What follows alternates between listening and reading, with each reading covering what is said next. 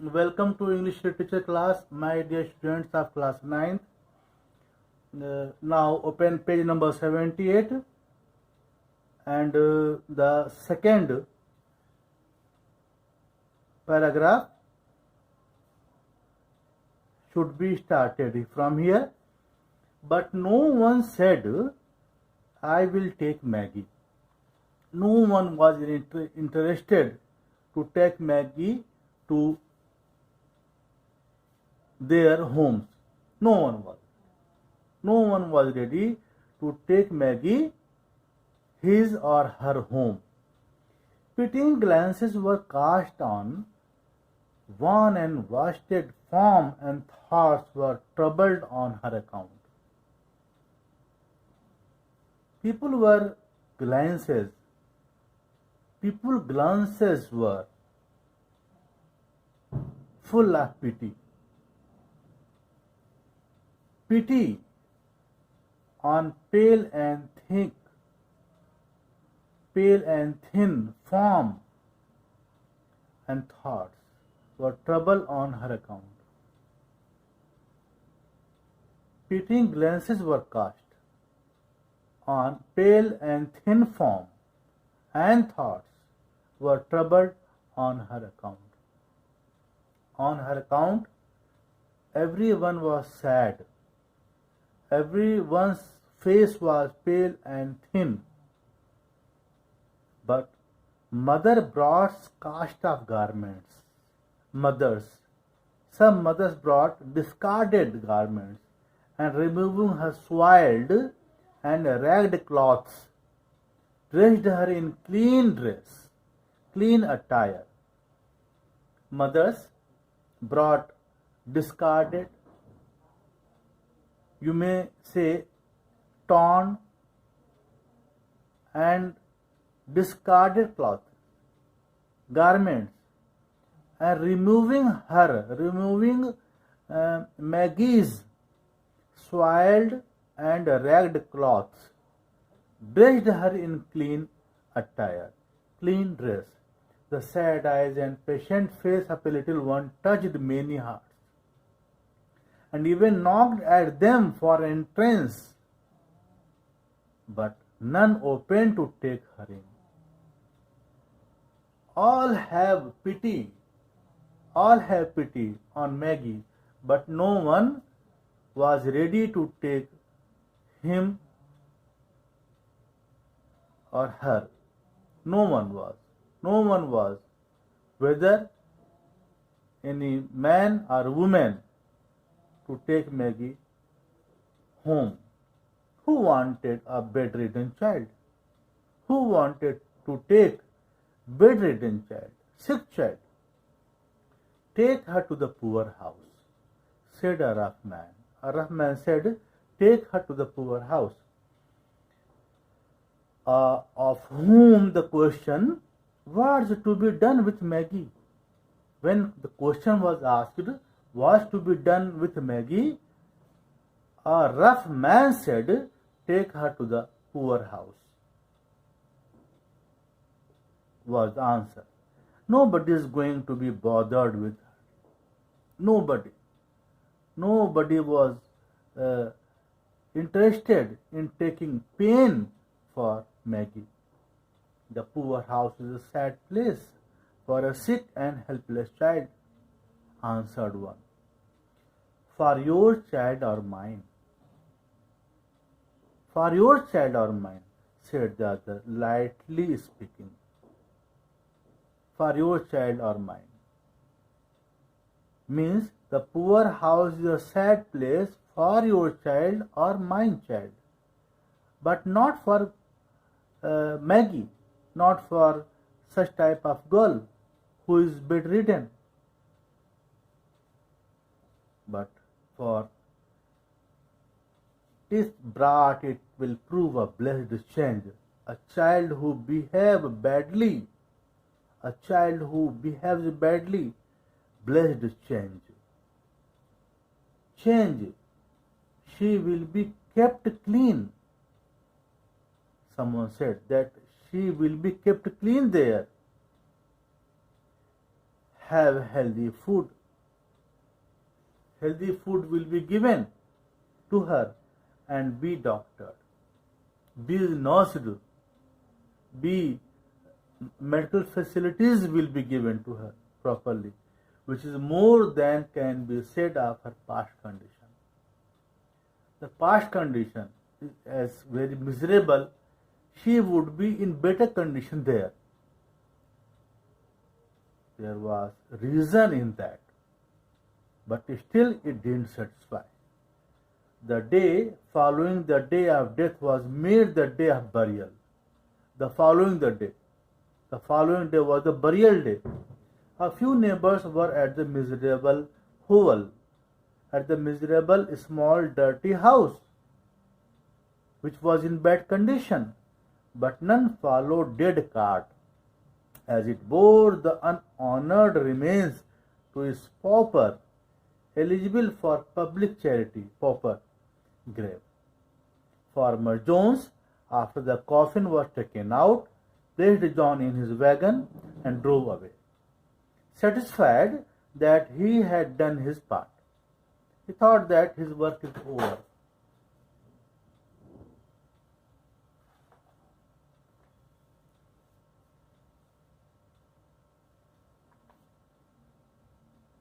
What happens after? He thought that his work is over. Now Alice's turn. Mrs. Alice spoke to Kate with a hurried air. Bid your sister goodbye, and drew the tearful children apart.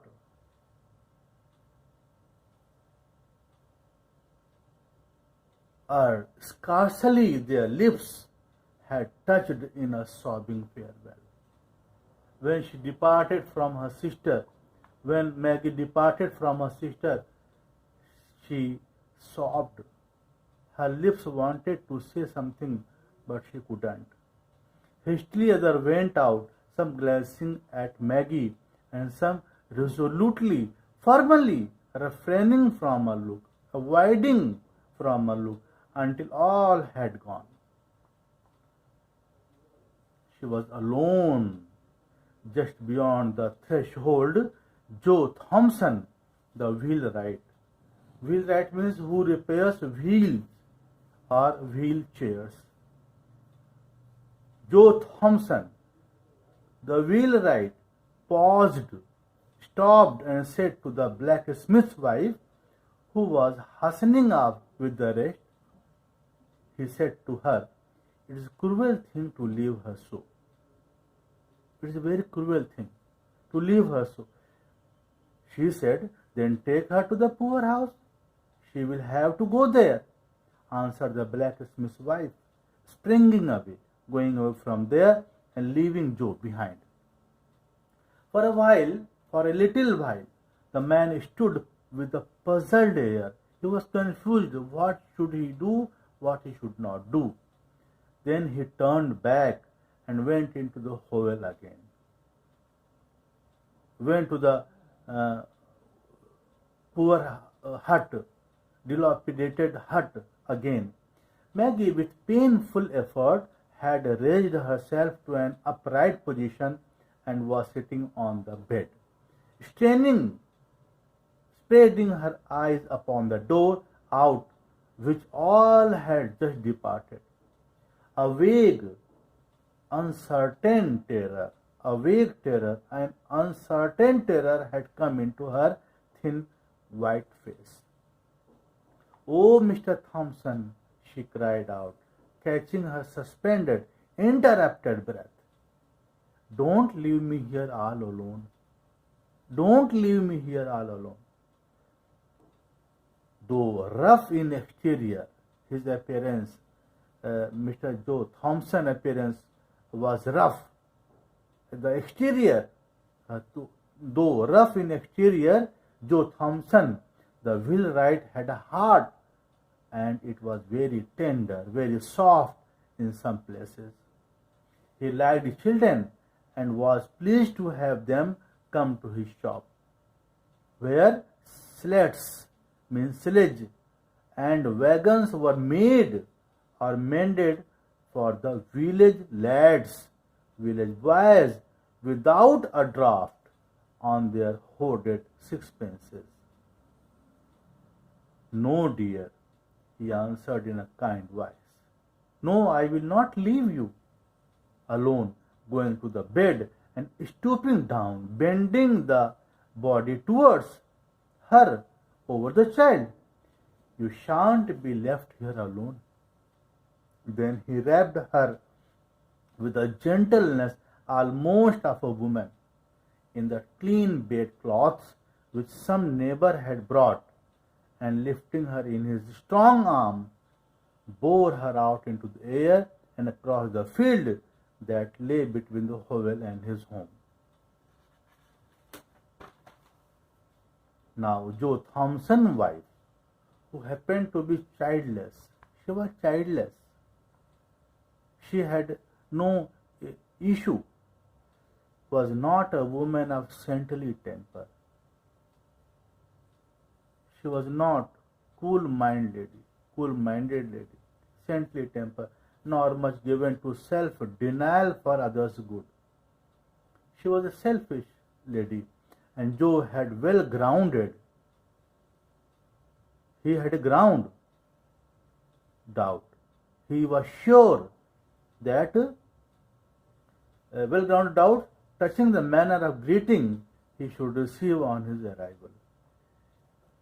He knew it very well, Joe Thompson knew it very well, what will happen when he will go to the home and what the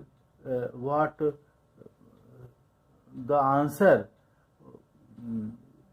would be of his wife. Mr. Thompson saw him approaching from the window, and with ruffling feathers, irritated feathers, met him a few paces from the door, and he opened the garden gate and came in. He bore a precious burden, and he felt it to be so. He bore a precious burden. Maggie was very precious for him, and he felt it to be so. As his arms held the sick child to his breast, a sphere of tenderness went out from her and entered his feelings. A bond had already tied itself around them both, and love was springing into life. "What have you there?" sharply questioned Mrs. Thompson. "What were you doing there? What have you there?" Joe felt the child start and shrink against him. She got afraid. He did not reply except by a look that was pleading and cautionary, that said, "Wait a moment for explanations. Wait a moment for explanation and be gentle." And passing in, carried Maggie to the small room on the first floor, and laid her on a bed. Then stepping back, he shut the door and stood face to face with his vinegar-tempered, short-tempered wife in the passage way outside. "You haven't brought home that brat." Anger and astonishment were in the tones of Mrs. Joe Thompson. Her face was in a flame. She was in great anger. She became very furious. "I think women's hearts are sometimes very hard," said Joe. Usually Joe Thompson got out of his wife's way. What his wife liked and what she did not like, sometimes he didn't care it, or kept rigidly silent and non-combative, non-fighting when she fired up on any subject. He used to neglect his wife sometimes.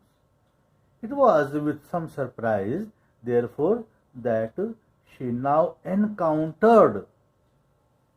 confronted a formally set countenance, formally set face, and a resolute pair of eyes, determined eyes. She said, women's hearts are not half so hard as men's. Jo saw by a quick intuition. Intuition means to know something by using one's feeling rather than facts.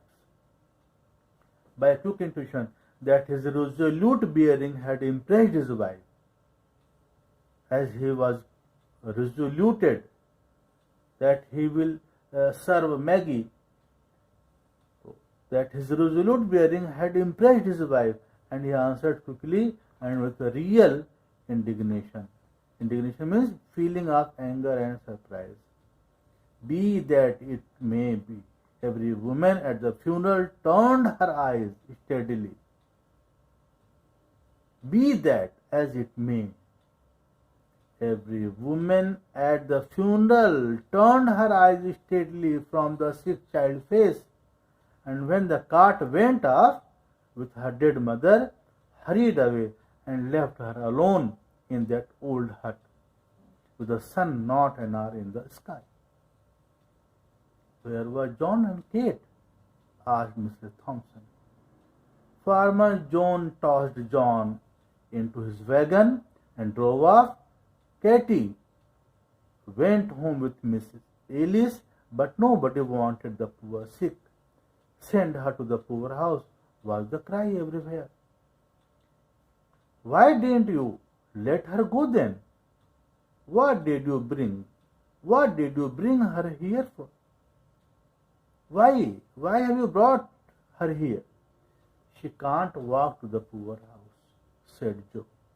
Joe said that she is unable to walk to the poorhouse. Somebody's arms must carry her, and mine are strong enough for that task, for that work. Then why didn't you keep on? Why did you stop here? Demanded the wife, asked the wife. Because I am not apt to go on fool errands.